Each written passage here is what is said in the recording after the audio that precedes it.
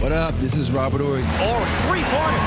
Buries it. You might know me as Big Shot Bob. To Horry for three. Oh, unbelievable. This guy is off the charts. What's going on, Big Shot Bob? Robert Horry from downtown. What is going on, Big Shot Bob? Another day and a life. Another day in the life. We've done this 156 times. That's B-Dog Brandon Harper. I'm Rob Jenners. That's 7-time NBA champion and avid non-coffee guy. Robert Horry. We just learned that before the show. You're not a coffee dude, huh? No, I'm not a coffee man. I don't even like the smell of coffee. I had this one teacher back in the day. She was my third grade teacher. Of course, I'm just as tall as she is. And her breath would smell like coffee. And I used to get in trouble in her class because it was my math class. And I'll be done with my shit before, like, everybody. I'm sitting there causing trouble. And she'll be talking to them like this, like trying to move my face around. She's like, what's wrong? I was like, your breath smell like coffee. Oh. I hate So the you smell have a of traumatic coffee memory. That's the problem. All right. Yeah, it was not traumatic. It's just, when you're a tall kid and the teacher's like right here in your face. Yeah, you're face like, to face. Yeah. I get it. Yeah. I just finished a coffee. Yeah. I'm like, see, I did morning radio for 8 years. So, like, when you're waking up at 3 o'clock in the morning to get in and talk on the radio for like 4 hours, forget it. If you don't have coffee, your mind isn't even awake. It's so many guys that drink coffee before games for that caffeine and stuff. But I just had I'd imagine that'd be tough before a game, though. Yeah. Here's the problem with taking that before a game. What people don't understand is coffee is also an unofficial laxative. Oh, no, it's quite official. No, it's quite official. Yeah. So how in the world do you drink coffee before a game and then not have to, hey, man, I got to. Dude. Hey, man, it's almost every player I know, they take one before the game, make themselves light on their feet. Okay, I get that. Oh, you're going to be light on your feet, all right. Yeah, or you're going to be Paul Pierson it back to the wheelchair me back to the locker room because that coffee going to kick in, knock you down. What are you doing, man? What's going on? How are you? We're a little bit late this week. We've had some Rob had some stuff going on yesterday, so we kicked it today. Yeah, help a Honda. Honda. It was kind of yesterday was a rough day on me.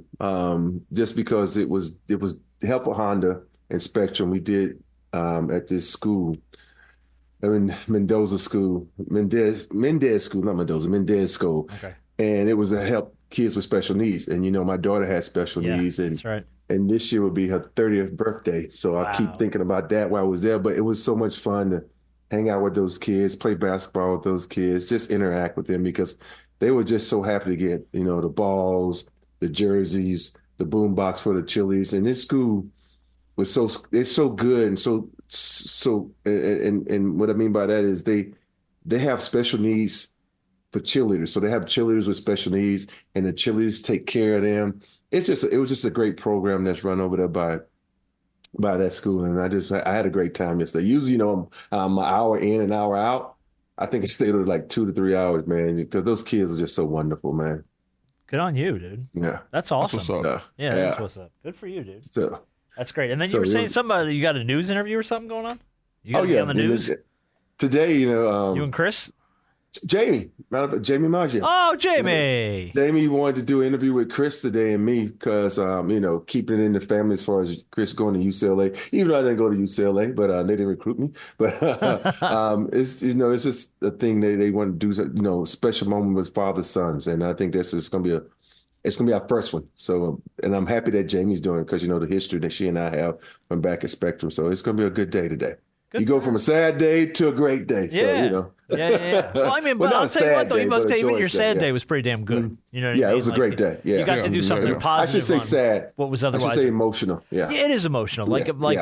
So Sunday was St. Patrick's Day would have been my dad's 70th birthday. Mm-hmm. So I have the same, you know what I mean? Like where you're like, it's not a bad day. It's just emotional. Like you start thinking about them and everything kind of stirs itself up and then you got to come to work and, pretend like everything's okay. You're like, hey, everything's fine. Hey, look at me. I'm still an idiot. So, not bad days, just emotional days. A lot of stuff going on this week, though. A lot. Dude, a lot of stuff going on. I made a ton of notes. I don't even know how much of this stuff we even want to get to. Do we want to talk about... Let's talk about Hawk.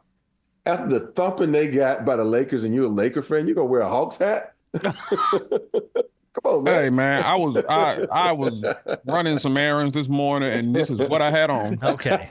So therefore, it is what it is. I ain't even put really two and two together. But I did stay up to watch that game, and it's interesting because the previous night they had the Clippers, and they handled the Clippers. Yep. Mm-hmm. And I'm thinking to myself, well, West Coast road trips ain't never been good for the Hawks overall. There's no way in the world they win back-to-back games in that same building. And sure enough, I thought that the Clippers was going to beat them and they were going to beat the Lakers. Yeah. I thought it was going to be the other way around. Surely enough, I think the Lakers wanted some payback for how they looked here when they were in Atlanta. Yeah, must have been. Hey, the way the game started off with Austin Reaves getting... Oh, I got that. Oh, my goodness. Yeah, no, I got it. Hold on. Yeah, here's Jalen's poster on Austin Reaves. Turnover time taken by Johnson. He's going to go all the way and throw it down. And one.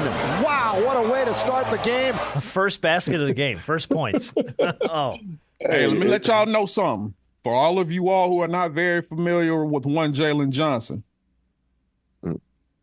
y'all better watch out. Yeah, keep your eyes open on that kid, man. That reverse he had was, whoa. I was like, dang, who is this kid? He hustles, man. He's a good player. Hey, he really hustles. He's a good kid. And then on the flip side of that, you say, okay, they let go of Collins. And then that same night. And then Collins got his ass postered by Ant-Man. Here's the Ant-Man poster on Collins. And only had one shot attempt in that first half. Another turnover for Utah. Edwards gets it back and threw it down. And one from the rafters. Dislocated his finger.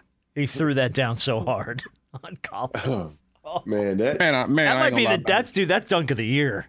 That is the dunk of the year so far. That's like that Blake Griffin dunk that time. So, but he just, man, Ant-Man, and the thing about it, he's just not just dunks, man. He got pull-up jumpers. He got this, he actually had to guard Jokic that game, the next night. So, dude can do a little bit of everything. And to be honest, they only lost that game by 3. No Rudy Gobert. No Karl Anthony Towns, and they only lost that game by 3. And Ant-Man could have tied it up because he had a wide open look for the tie, and he missed it. So for that game to be that close with 2 of their pivotal pieces out, look, let me tell y'all something. Whether it be this year, next year, or whatever, coming. Yeah. Hey. But yeah, but that's why I think you hear, like we talked about a few weeks ago, where Draymond was like, man, I wish Ant-Man would have just come out and played in the All-Star game and got himself an All-Star MVP just to put something on the shelf, because I think it's coming for that kid. And I think we've talked about it before. Like it's a bright future if he keeps playing this way. Ant-Man is something special, man. He has his handles, his defense. Yeah. Strength. When you compare him, it's only one person you can really compare him to. That's Kobe and MJ. It's like, because that's the size, the strength when it comes to like MJ, and the power, man. He's just if he keep developing that skill set, man, ain't nobody gonna be in his way but himself. I'm gonna tell you this right now. At some point in time, in the next couple of years or so, him and Wemby are gonna meet at the basket, and we're gonna see that regardless of which way it go, the world may end when those two meet at the basket. Hey, Wemby gonna get dunked on, man, because it comes to like just straight power like that, you gonna get hurt because he's just too damn strong, man. Yeah, he is. And I like Wemby's game is great, but he's like skinny as a rail. Like I feel like he needs to put some muscle on if you want to meet a guy like that at the rim. But he's the thing about Wemby though. He's really good at help side blocking because he's so long. Yeah, and and most people are afraid to challenge him. Even like that, Kyrie is skilled. He got blocked one time. The next time he said, you know what? I am not going in there because I'm too good. I'm too skilled. He's just hitting the floaters from outside. And women like, well, damn, I'm used to people going to the hole and challenge me. But no, it's a different kind of challenge when it comes to Ant-Man. Ooh. Yeah.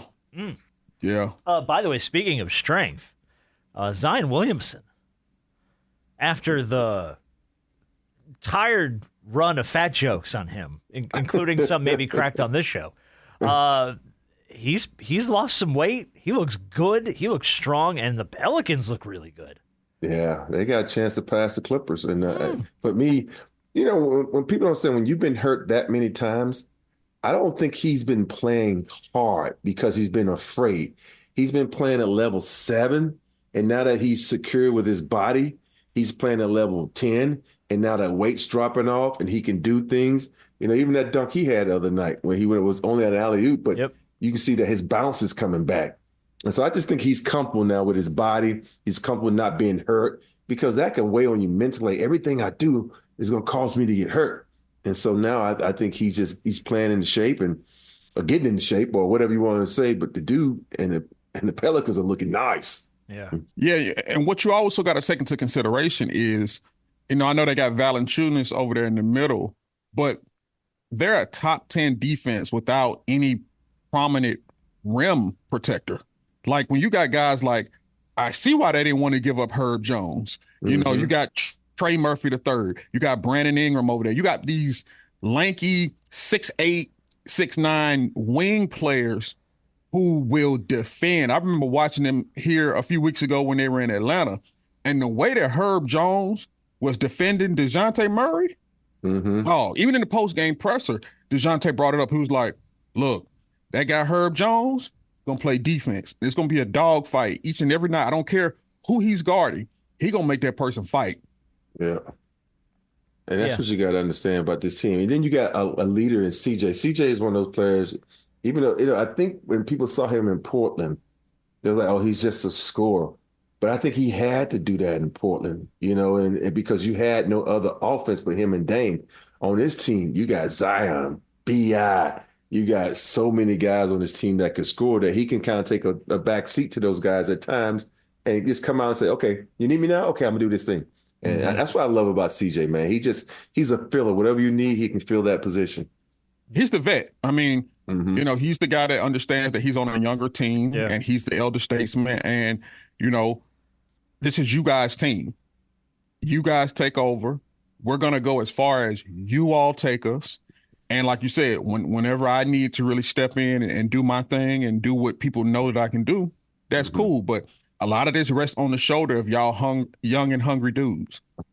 Yeah. And I think for the first time this season, we're getting to see Zion really flex the muscle. Like you said, Rob, I feel like he's finally at a place where he feels comfortable pushing that game as far as it can go, because maybe the last 2 weeks, he's looked exceptional. Yeah. Just everything I've seen from him the last 2 weeks just been like, shit, where's this been? Where's this been? I know it's been injury. I know he's been hurt, but damn. That's the Zion everyone wanted to see when he came into the league. Yeah. I feel like that's where he's playing now. And he's left-handed too. You know how hard it is to stop left-handed guys because you're not used to that? Yeah. And his ability, his little flick around the rim, and you think of a guy who's using a power dunking, but when he gets around the rim, if he's not up above the rim, his little quick flip with the left to get to the basket is nice, man. So, but I know one thing, I'm not letting his ass go left, because every time you see a highlight, the dude going left, I'm sitting his ass right. He's not ducking on me with that power. Force him to his other hand. I do want to play you Stephen A. real quick, because Stephen A., I think, was probably the loudest voice on the weight issue. And my man Stephen A. had to kind of walk this one back a little bit this week, so he had this to say about Zion Williamson. The New Orleans Pelicans are being led by Zion Williamson, who's playing like a #1 overall pick. Much props, much loves to him. We're going to see what he does as the playoffs approach. They've got C.J. McCollum on there. They've got Brandon Ingram on there. They got Valanciunas on there. They've got Herbert Jones on there. They've got size. They've got athleticism. They've got perimeter shooting. They got veteran leadership. They got a man-child in Zion Williamson who looks stealth, like he lost weight. He stayed off the burgers and the steaks. He ain't hiding food under his bed or anything like that from the team. The brother's focused. And that Zion Williamson, I got news for you. The New Orleans Pelicans could go to the finals. I'm not saying they're doing that. I'm not saying they're better than Denver. I'm saying they've been playing exceptionally well, and they have all the pieces in place to make a run. So obviously all the guys you guys just talked about, Stephen A. ran those off. But do you think he's maybe overshooting a little by saying they got a shot at the finals? They're still young in the sense of the finals, but Why does he still have to take a shot at him, though? Because that's what Stephen A. does. I'm like, why, man? Stephen like, A. can't even pay man a compliment without taking a shot. Come on. I know. I'm like, dude, you don't even know if that man had burgers and all that kind of stuff, man. I like this shit. Get the man his props. Give my man B says, get a man his flowers right now and say that he's worked his way back into being in shape and being in the position where he can be dominant on the floor. And I let's be honest, when you look at that team, Zion is a drive guy. BI is he's a streaky shooter. I don't think they have enough, defensively. Herb, he's a guy, but everybody else is kind of suspect when it comes to defense. Of course you got beat people with what was it, Alvarez? What his name is? Yeah, from Georgia Tech. Yeah, but I don't think they have enough defense. I think they might get, depending on who they matched up with, they'll get to the second round, but no further than that. I don't know how to describe it when it comes to Stephen A. Been listening to Stephen A. for a long time. He was somebody I looked up to a lot when I was in college. When you start looking at people in the industry that you kind of wanted to be like or kind of model your career after. But as I got older, I still like Stephen A. Smith, in the position that he's in, for, the level of cachet that he holds, especially there at ESPN, a very prominent company, and all the success that he's had. I feel like there's a big ass butt coming here. Not a butt. Okay. I'll use another term. However. I feel as though, and I'm not questioning his knowledge when it comes to sports, but a lot of him is just gimmick, outlandish, and it's been that way for a while, just loud, things of that nature, and that's fine. But as you heard it in that last clip, I question sometimes his knowledge to a degree when it comes to certain things. Because a lot of the things that he talks about, sometimes I think he's just reading off of a depth chart or reading it off of a statistical piece of paper. And sometimes I don't know if he actually watches certain games. I don't think he does. And this is not to take a shot at him. It's just some of the things that I'm observing over the years when he's sitting there on the set with certain players, people who play, people who have a different level of knowledge. And sometimes I just look at him as the gimmick guy. And that's cool because you got to have that. Just like on every team, you got guys who are good at what they do. Yeah. It's just, sometimes I don't know. And you still have to take a shot at the man after giving him his props. But that's his gimmick.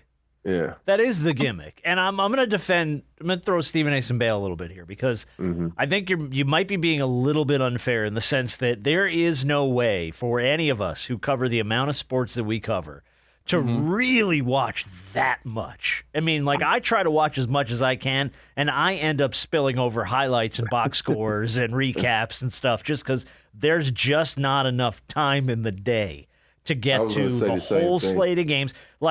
You're right, though, but there are guys that are more connected to the game that probably watch a lot more basketball than maybe Stephen A. does, but he's also trying to watch football and keep up with the narrative on college football and bone up on March Mania and March Madness and all the other stuff that's going on that I feel like it's going to be tough for anybody to, fully invest in everything. And the people that are fully invested in everything are not on-air guys. They're like statistics. They're like stats guys and fantasy football guys, and it's tough, man. It's really tough. But you're right in the sense that he loves to take the shot, and that's why he is who he is, because he's not afraid to go, this is the narrative, and here's how I feel, and if I'm not taking shots, then I'm not really making a point. No, I get that. I understand that to a degree, and I'm not asking him to watch. Obviously, we know it's impossible. It's impossible even, working in local markets to be able to pay attention. Keeping up with all the teams, yeah, exactly. Right. Yeah. It's tough. It's hard for me to describe. It's just one of those things where it gets annoying at times with him. At one point in time earlier, maybe when I was younger, it was, it was cool. It was funny and everything like that. But now it gets to a point where it becomes annoying and aggravating at times. It's like, we already know what he's going to say. You already know what approach he's going to take. Yeah. I just don't feel as though there is a level of balance sometime with him nowadays. Not questioning his knowledge, not questioning, his intelligence, but sometimes I do question some of the antics that do kind of come along with some things. It gets a little mundane and old. Yeah, I totally get what you're saying, and for me, I think everybody has to have a stitch, and that's his. And you think about it, he kind of stole it from Dick Vitale, because Dick Vitale became known for yelling out, "Oh, it's the Bosom, baby!" Oh, baby! Yeah. The louder you are, the more attention people pay attention to you sometimes. And I think with him, that's how he got his way in. And plus, he started out in the basketball world. And so and he kind of moved his way up with that. He's good at what he do. Let's give him that. Now he good at what he do, but sometimes when he gets to yelling and he gets to talking about guys and he could have just flat out said I apologize about Zion and then moved on. But that was the thing that was missing. Yeah. Be a man about it. Say, you know what, I was wrong. And people don't know yet. Yeah, you don't know what's going on in this man's personal life. The man might have been, had this, that. And don't say he had burgers under his bed and stuff like that. That's just a low blow, man. Don't put me on a pedestal, then fucking chop my legs off, but it's just, man, but I get it. He has to have a stitch, and that's his stitch. Well, and it seems like, love it or hate it, everybody in media, not just sports media has gonna have their little gimmick. Yeah. And that's what makes them, not to take a shot at it, but look at ESPN, Pat McAfee.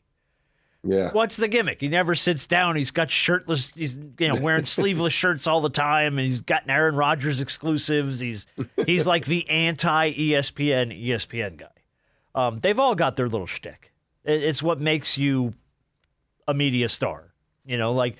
While I love Inside the NBA, it wouldn't be the same if Shaq and Chuck weren't consistently taking shots at each other and making each other giggle under the table and racing Ernie, racing Kenny to the board. You know what I mean? Like, that's just shtick that works within their show, but it's really good. Stephen A's shtick has just always been, I'm going to get loud, I'm going to take a few shots, and people are going to look my way for it. And I'm not mad about the shtick. I'm not mad. I understand everybody has it. Respect the hustle, He's making it work. I think the difference is, like when you mention, NBA on TNT, it's a completely different, it's a much more natural, I feel, type of thing. Oh, sure. To where it doesn't come off as gimmicky. Like, I don't look at, now sometimes the big fella, we know which direction he's going to take whenever Charles says something about basketball and you don't have G14 classification because you don't have any ring. We know that. Okay, whoop-de-whoop-de-woo. But when it comes to that total dynamic, I don't feel like that's gimmicky. It's natural. The way that they come off, that's why they're the best show on TV. But when you talk about gimmicky, you have this on the show sheet. That damn Mad Dog can't get. So I was going to go right into that. So that's since we're in the First Take universe. Look, Mad Dog Chris Russo has been Mad Dog from Mike and the Mad Dog on WFAN for like 40 years. Okay.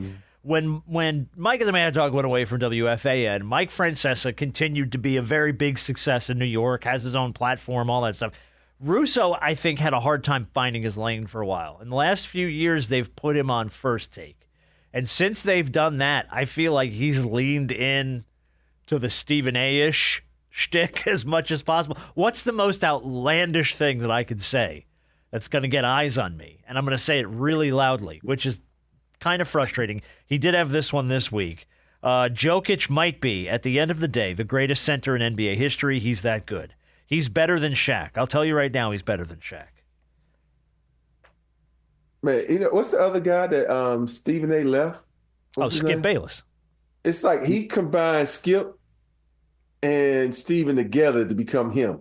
Yeah. Skip say some crazy off the wall shit, and Stephen A. just says it loud, and they put it together, and this is what they're doing. And like for him to say that Jokic, I don't think Jokic is better at than Shaq. Is maybe passing and shooting threes. And I don't even know what passing, because Shaq was a hell of a passer. I might say shooting threes, but ain't no. Nah, you're a better passer than big fella.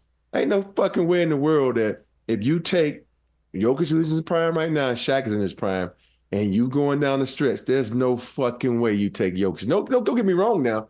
Jokic is a hell of a player. Oh, yeah. But he ain't no Shaq.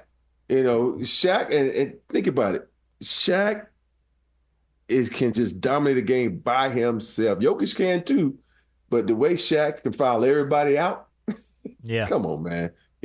I know, and it's just I think they're looking at what he can, as far as shooting and MVPs and stuff like that. But no, Shaq was a different. Well, type you're of also beast. talking about Jokic, who is a big physical guy in a game today that is not physical. I mean, Shaq Yes. was the most dominant physical player on a game with hand checking and catching forearms and pushing people out and fights and malice at the palace, and Shaq was still the most dominant guy on the floor. To say you're the most dominant guy in the NBA today is like, I'm the biggest kid on the playground. It's not even a comparison. And the way it's the way you have to account for them too. Like every coach knew we gotta Shaq changed the rules. Oh yeah. Like they're like hack a Shaq, hack a Shaq. You got put him on it, because if we don't put him on the line, he is going to destroy us. He changed the rules, and I'm not taking anything away from the Joker. He is absolutely dynamic. He is dynamic now. He will be in the Hall of Fame, no doubt about it. But it's different. Like, it's the reason why we call Shaq the most dominant force in NBA history. When Jokic is said and done, we won't call him that. We'll call him a hell of a player, and he's a champion and a Hall of Famer. But Shaq will always be the most dominant force this game has ever seen. Ever. I mean, for a guy who played with him, Rob. Mm-hmm. I mean, firsthand, you watched it unfold. And I think if people go back and you watch some Shaq clips, you think about the guys that had to guard Shaq. If you thought you was going to win a title, you found a player that was 300 plus pounds just to go in. They might not have been that good, but it's just to give you 6 fouls to put Shaq on the free throw line. Yeah. And that's what you got to understand. It's nobody going out and saying, we need to find someone to guard Jokic, or we need someone, to deal with Jokic. No, but Shaq, you put players on your team. There's a lot of guys got 2 or 3 years in the league just because there was big bodies they could force. Like you think about the Utahs, you think about the Denvers, you think about, the Portlands, and all these people, they set their teams up. Indiana, they in the East, they set their team up. Just in case we meet the Lakers, we had 3 bigs that could put hack a Shaq. Yeah. And that's what you got to understand. Teams set their teams up because if we have to face that big motherfucker in the middle, we need someone to beat the hell out of him. And we're not going to talk about all the times people grab him and the fouls he didn't get called because the refs will be like, well, he's big enough to withstand that. But, it's just amazing. Yeah, I think Mad Dog's talking out of his ass on that one. Oh, look, I don't Not that he isn't always, but maybe more so than usual. Can we hit the Kyrie shot from the other night real quick? Hook to win the game. Dude. I'm gonna play it real quick, and then we'll play some of the reaction to it. Kleba looking in for Irving. Irving for the win.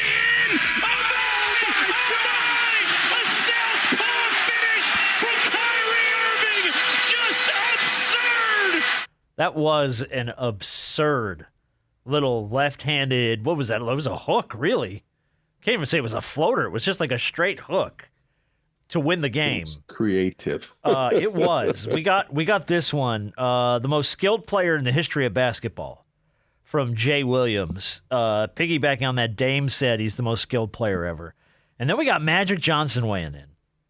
I jumped off my couch screaming after Kyrie's game-winning shot from behind the free throw line for the Mavericks over the reigning champs Nuggets.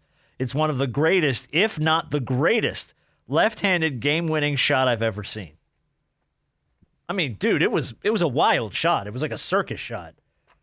The greatest left-handed game winner that Magic Johnson's ever seen is pretty damn high praise. Hey, he just want to make sure. Hey, if mine was right-handed, mine was just as good. yeah, I guess so. He kind of qualified. What? We always talk about Kyrie and how great he is as a basketball player, and the things he can do in the court is phenomenal. It's just his skill set is beyond most, and his ability to play the game from shooting, handles, defense, steals. The dude can flat out play, man.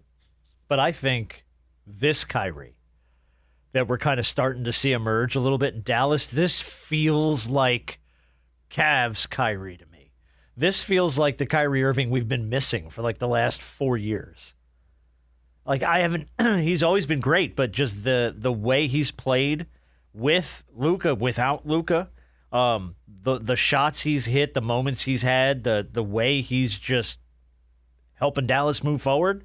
This to me has the harkens back to the Kyrie that everybody just continued to throw flowers at when he was in Cleveland. And obviously he had a lot of off-the-court issues. He missed some seasons. We had the immunization bullshit and all that other stuff. So I think for me it's just really nice and cool and fun and refreshing to see people not just talk well of Kyrie Irving, but for him to show out the way he's shown out this last season specifically.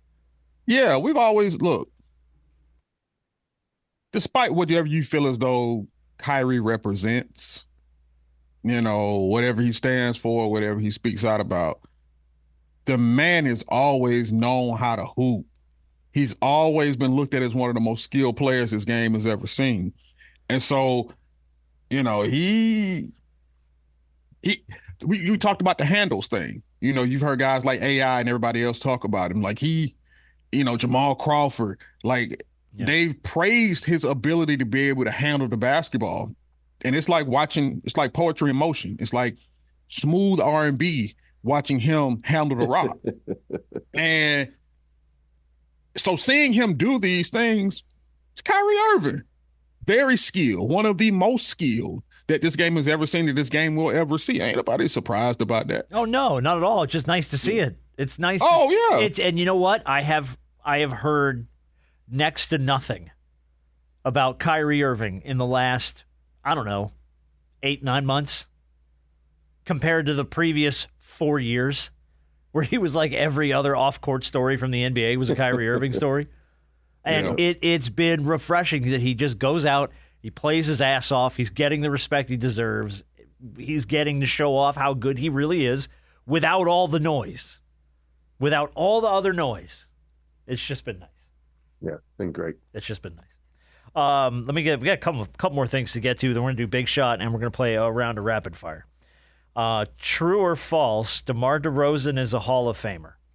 He reached number 33 on the all-time points list this week, surpassing the likes of Dwayne Wade, Elgin Baylor, Clyde Drexler, CP3, Gary Payton, Larry Bird, and many others.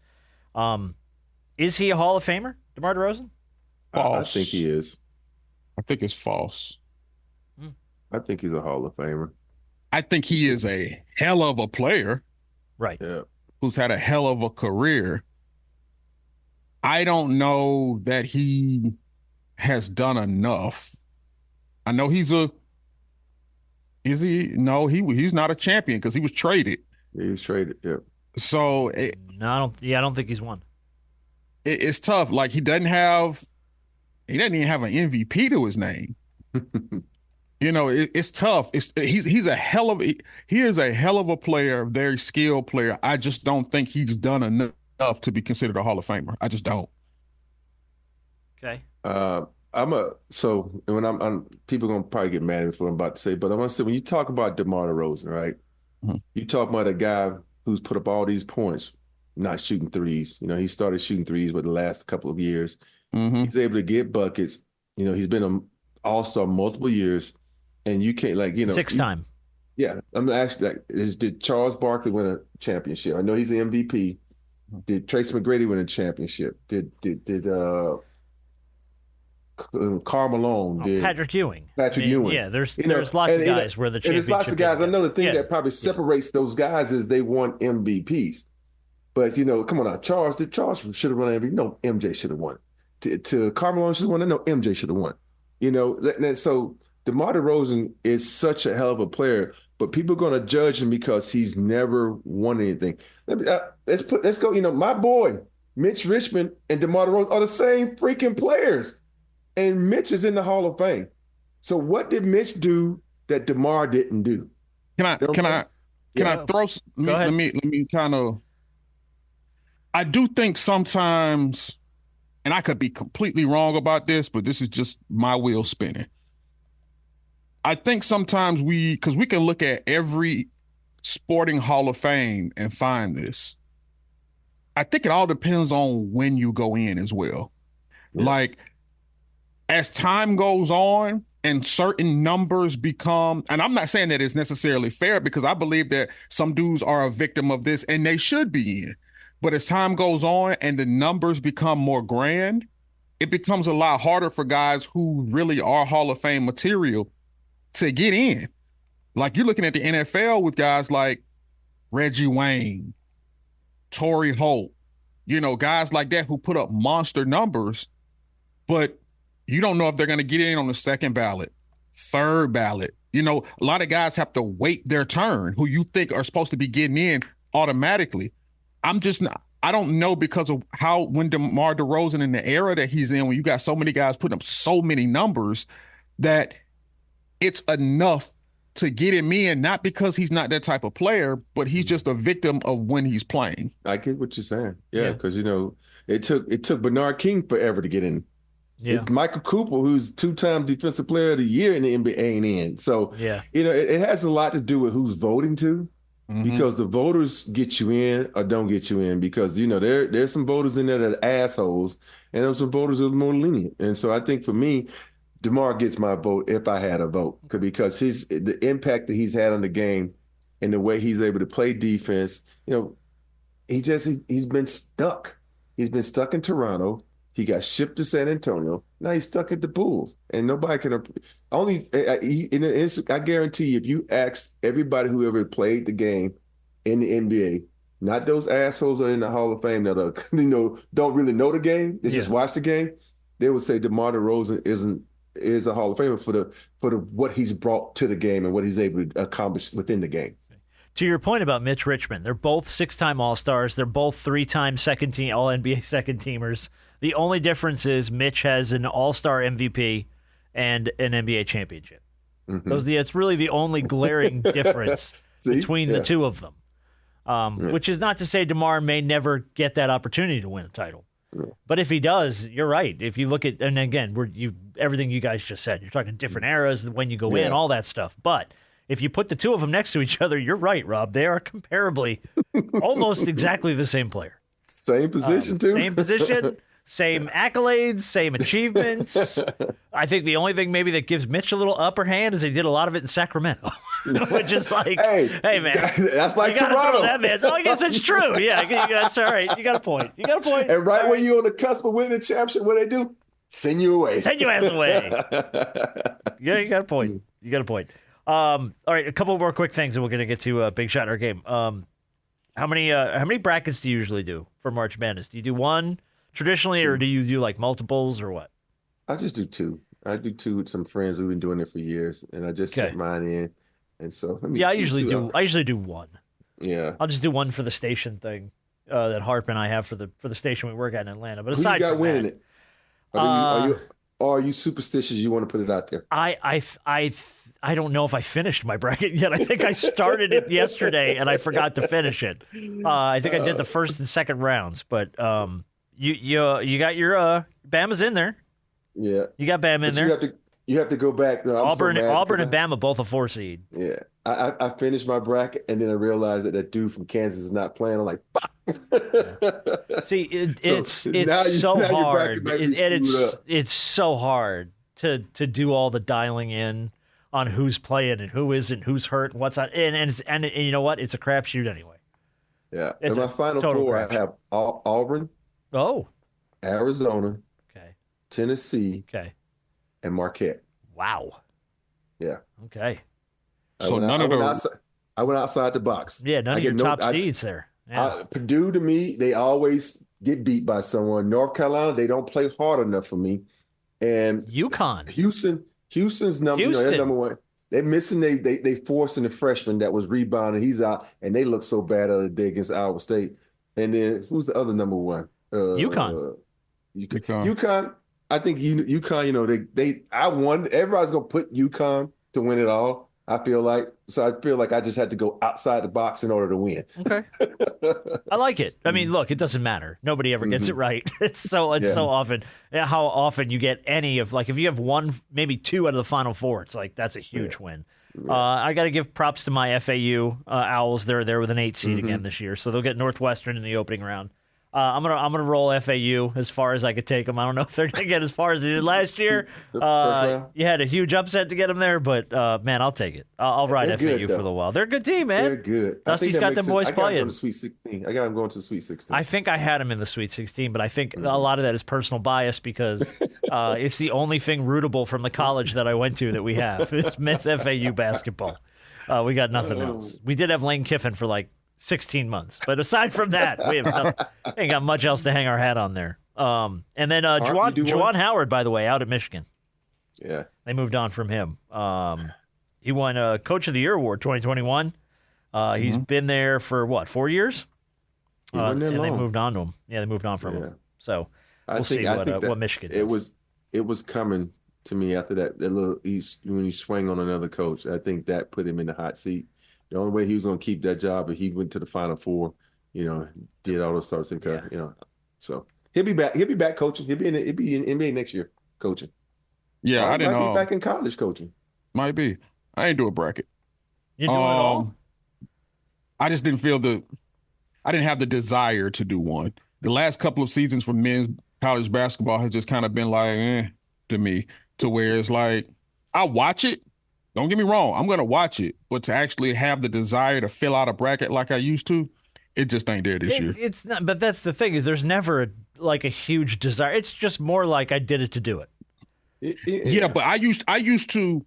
No, what I mean by is I used to look forward to this time of year to fill it out. Like I used to print it out. Like even when I was in college or whatever, school, or even after, I used to print it out, fill it out, and put it in like the little slip of my binder. Like in the front and the little transparent. That's what I mean by desire. If the last couple of seasons, I've looked at it. Okay. Glanced over it. I saw the selection Sunday. Okay, cool. Duke is a 4 seed. This team is this seed, this team, this seed. It just ain't, the last couple of seasons just have not hit for me. The women have been better. The women have just been better. I think I saw something this week that said the women's March Madness has outsold the men's ticket-wise by like 4-1 or something like that. Like there's four times as much demand for the women's It's going to always be that way. You want to know why? Because the good players stay for women. The good players leave and go pro. Yeah. And as you think about the guys you want to watch, they're one and done, and it's like it's not really a one and done guy.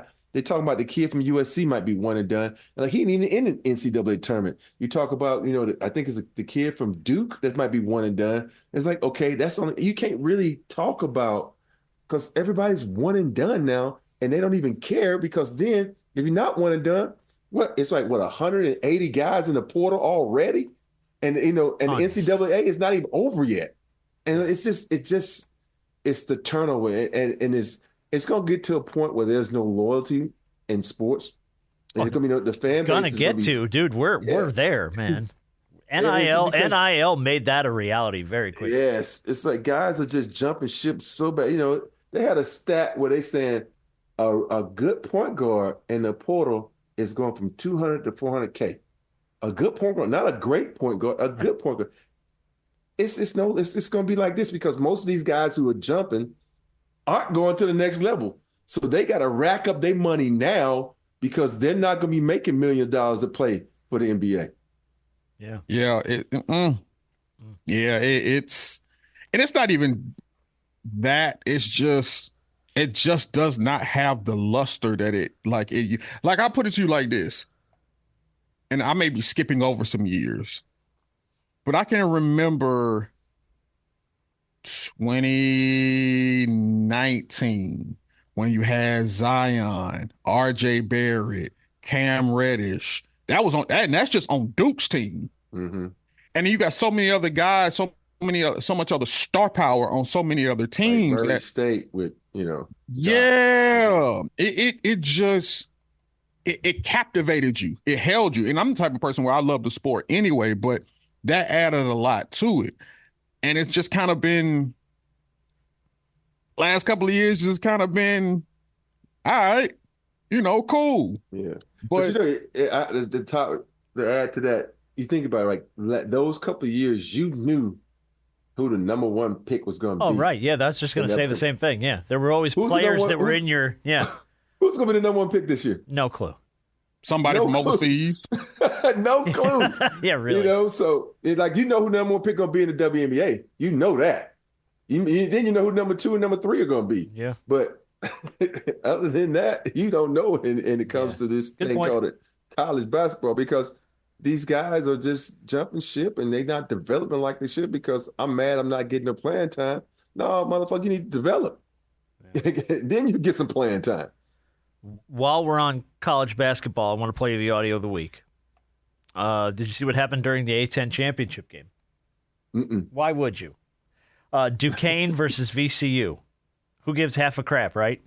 Except for the fact that halfway through, they started dropping confetti. Oh, yeah. All the damn confetti came down. So, of course, who's on the call of this game? Kevin Harlan. My goodness. Oh, my gosh. They got confetti falling right now. Confetti is falling on the floor. They're going to have to stop playing.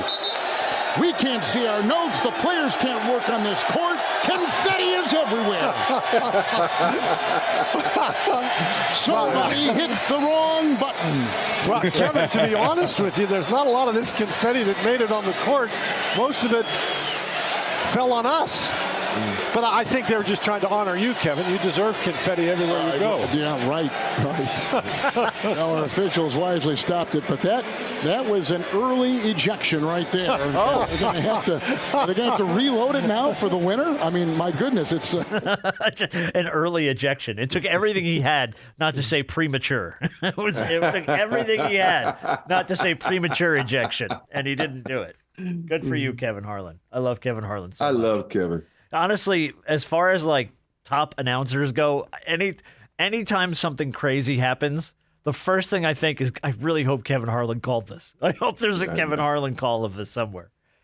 He's just great, man. And then we'll do the jersey swap of the year. Thank you to the Orlando Magic for posting this jersey.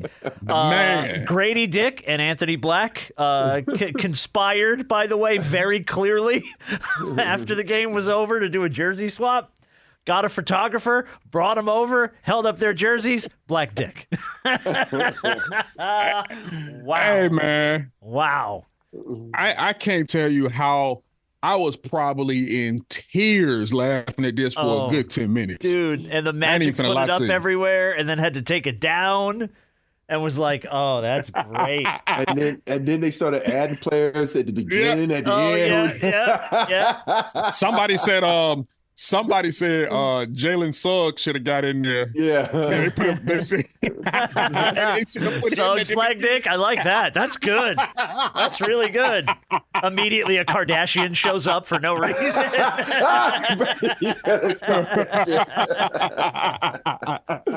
Oh, that's funny. Oh, that's boy, really they knew exactly. I saw they had a little commentary before on the floor. And then, you just reading everybody's lips. Oh, yeah, they clearly planned that. You knew. Oh, they clearly planned it because they're talking, they start giggling, and I remember, I think it was Grady runs over and he grabs the cameraman and drags him over, and he's like, get over here. Come here. And they're like, what the hell's going on? They're like, we're going to do a jersey swap. So I'm going to tell you this. 100%. I'm going to tell you this right now. The NBA may stop Grady from swapping jerseys ever again because ain't no way in the world. Because you're gonna end up. It's easy to put the wrong name in front of it or behind it, and it ain't gonna. It's not. It ain't gonna work. We all know you don't want to be in front of or behind Dick. So there you go.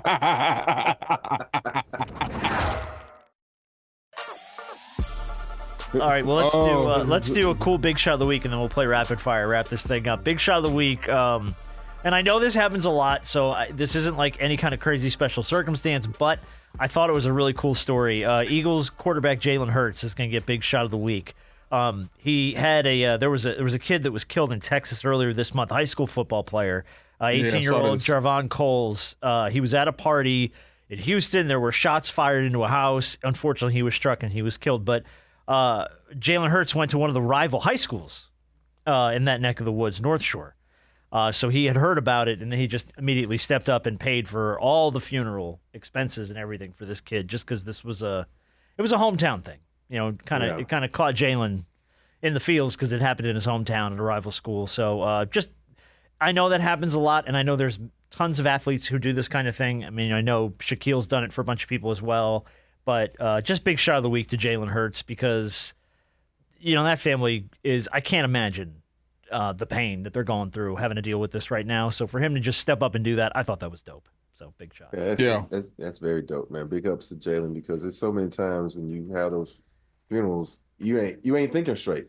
No. And that's one of the burdens you can take off that family, man. So thank you, Jalen, for doing that because, funerals can get crazy. They get expensive. They get very expensive. This is a way to, leave just a smidgen of the burden off that family who's lost a loved one. Yeah. Big shot. Take care of home, man. Yeah.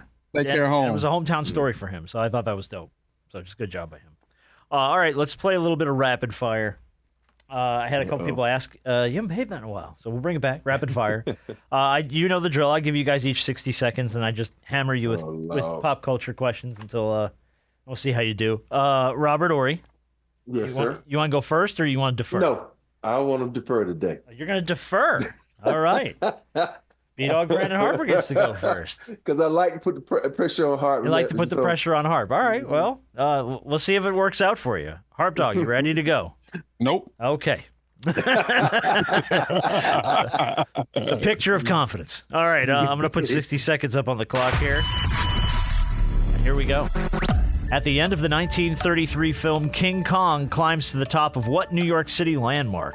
Oh, Empire State Building. Correct. What type of vision does Superman use to see through solid objects? X-ray vision. Correct. In 1992, Bill Clinton made headlines by going on the Arsenio Hall show and playing his what? Saxophone. Correct. What toy brand originally created its 18-inch girl dolls as a way to teach children about U.S. history? Barbie? No, American Girl doll. I don't know about that. Gumby or Pokey, which is a slang term for jail? Pokey. Correct. Lady Gaga and s'mores are limited edition varieties of what Nabisco sandwich cookie? Oreo. Correct. What L word is the Hawaiian necklace commonly made of flowers like orchids and jasmine? A luau. That's a lay. I mean, lay. Dang. I knew it was the other one. You said luau, though. All right. I mean, the luau is a party. Yes, it is. Yes. 1, 2. Man, the damn question was too easy. 3, Man. 4, 5. Hey, you got 5 though. Damn, Hey, that's strong. You didn't think I was gonna know that Bill Clinton one, did you? I know. Everybody knows Bill Clinton made the saxophone. Come on now. Yeah, but when he was in office, I was 2. Hey, I thought you know what Yeah. object that Bill Clinton was accused of using. Oh, come on now. Come on now. Why you got to bring up the cigar? Why you got to do that? All the things, man. I think man's a president. All right, let's see, Rob. You got to beat 5. Put up 60 seconds. Here we go. General Mills or Colonel Mustard? Which character is a board game in the game Clue? Colonel Mustard. Correct. In what playful language would my name be pronounced Abre Enersjay? Pig Latin. Correct. According to the popular saying, someone who's making a mistake is barking up the wrong what? Tree. Correct. An umpire might invoke the infield fly rule in what professional sport? Baseball. Correct. According to Greek mythology, everything King Midas touched turned into what? Gold. Correct. According to a classic song by Bobby Pickett, what spooky dance was a graveyard smash? Monster Mash. Correct. If I use a 20% off coupon on a $20 item, how much money will I save? $1. $4. Rebel the Floor and Riri are perfumes created by what R&B superstar? Rihanna. Yeah, okay, correct. What 90s pop... Oh. I think he got more than 5. I think he did. Let's see. 1, 2, 3, 4, 5, 6, 7. 7. Dang. 7-5. Rob wins. They did the mash. They did the monster mash. The monster mash. All right, Rob. Well, was a graveyard smash. You get to go first now in round 2. A win will close this thing out. A loss will push it to 3. So let's see what you got. Robert Horry, 60 seconds on the clock. Here we go. What 90s pop group had such memorable lyrics as, I'll tell you what I want, what I really, really want? Spice Girls. Correct. What Z word drives out onto the ice between periods during an ice hockey game? Zimbabwe? No, Zimbabwe? Zimbabwe, whatever it is. Oh, Zamboni. That's something. In the 1940s, Chuck Yeager made headlines as the first person to travel faster than the speed of what? Sound? Correct. IPO or IPA, what process makes your private business public? IPO. What does IPO stand for? Improbable. I probably own you. Oh, no. Initial public offering. Debuting in 1977, what musical features the songs Tomorrow and It's the Hard Knock Life? Annie. Correct. By the end of The Falcon and the Winter Soldier, Anthony Mackie becomes what superhero? Captain America. He got it. At the buzzer. He got it. All right, let's see. How many did he rack up here? He got one. We're not 6 counting probably. Zimbabwe. I couldn't think of. I had three, Zimboni, something. I knew it was 4. That would be 5. 5 Okay. with the 5th one at the buzzer. All right, but you got 5 in the last round, man. Yeah, but these questions be different, though. I never knew what IPO stand for. I just knew it was offering Initial This public man offering. said, I probably own you. All right, here we go, B. Redemption is on the clock. Let's go. What sport are you playing if you're trying to keep your 12-pound Brunswick ball out of the gutter? Cricket? Bowling. Oh, no, I'm tripping. What state office did you gain if you just won a gubernatorial election? A gubernatorial? I don't know. Governor. With 100 million combined Instagram followers, models Bella and Gigi are sisters with what last name? Bella and Gigi. Oh, bro. This is a terrible round. I don't know. Haddad. The Haddads. What social media app bills itself as the fastest way to share the moment? Twitter? Snapchat. How many total wheels are there on 2 tricycles and a bicycle? 2 tricycles and a bicycle. And no, he can't even know. And you're wrong. You're wrong holding up a 10. 2 tricycles and a bicycle is 8 wheels. 8 wheels, 8 wheels. And you're still this is bad. 2 tricycles and a bicycle. 3 wheels. 2 tricycles, 3 That's and 3, 6 wheels. and a bicycle. How the heck am I supposed to know the combined? Oh, a bicycle. I said 2 bicycles. I thought you said 2 bicycles. How the heck am I supposed to know the combined? I don't know them. You don't know Bella and Gigi Hadad? Wow. Okay. Who are they? Okay. Are they WWE wrestlers? No, they're like they're rich social media girls. They're all over like the Instagrams and stuff. And I don't have Snapchat no more, so that's why I missed that one. Okay, but you didn't get bowling, bro. I didn't get. I don't know what I was thinking. 12-pound ball out of the gutter, and then a all the balls ain't 12 pounds. Well, how many That's the sports have a gutter? excuse. Not all the balls.